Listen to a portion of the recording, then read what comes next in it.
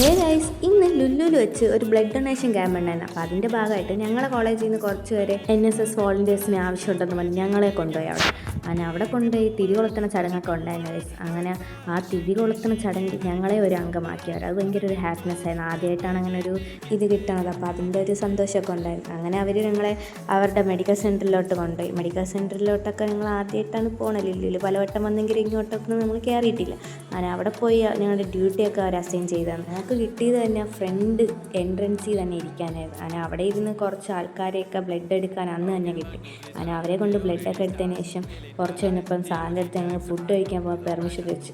അപ്പോഴത്തേക്ക് സാറിനെ വിളിച്ചപ്പം കിട്ടിയില്ല. എങ്കിലും ആരെയൊക്കെയോ വിളിച്ചപ്പോൾ ഓക്കെ വെക്കുമെന്ന് പറഞ്ഞു. അങ്ങനെ ഞങ്ങൾ ഫുഡ് കോർട്ടിൽ പോയി ഫുഡ് കഴിച്ചിട്ട് വന്നപ്പോഴത്തേക്ക് ഞങ്ങൾക്ക് അവർ ഫുഡ് പ്രൊവൈഡ് ചെയ്യുന്നെന്നുള്ള കേസ് അപ്പോഴാണ് അറിയണത്.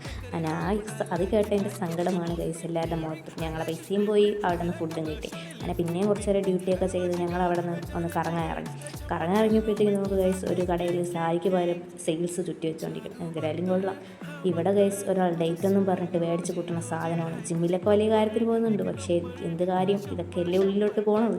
എന്തിനായാലും കാര്യമില്ല. അങ്ങനെ അതൊക്കെ മേടിച്ച് കഴിഞ്ഞ് ഞങ്ങൾ അവിടെ നിന്ന് ഇറങ്ങാൻ വേണ്ടി നോക്കിയപ്പോഴത്തേക്കും ഭയങ്കര മഴ. അങ്ങനെ കുറച്ച് നേരം പിന്നെ അവിടെ കുറച്ച് പോസ്റ്റായി. അങ്ങനെ അതൊക്കെ ഒന്ന് മഴ തോന്നി ഇറങ്ങിയപ്പോഴത്തേക്കും കിട്ടിയ ബസ്സിൽ അങ്ങോട്ട് കയറിയ ബസ്സാണെങ്കിലോ വഴി വെച്ചങ്ങ് ബ്രേക്ക് ഡൗൺ ആയി. പിന്നെ ആ ബസ്സിൽ നിന്ന് വലിഞ്ഞു വിട്ടി എങ്ങനെയൊക്കെയോ ഇറങ്ങി. പിന്നെ ആ ബസ് കണ്ടക്ടർ തന്നെ വേറെ ബസ് പിടിച്ച് ഞങ്ങളെ കയറ്റി വിട്ടു. ഈ വീഡിയോ ഇത്രയേ ഉള്ളൂ. അപ്പോൾ ഓക്കെ, ബൈ.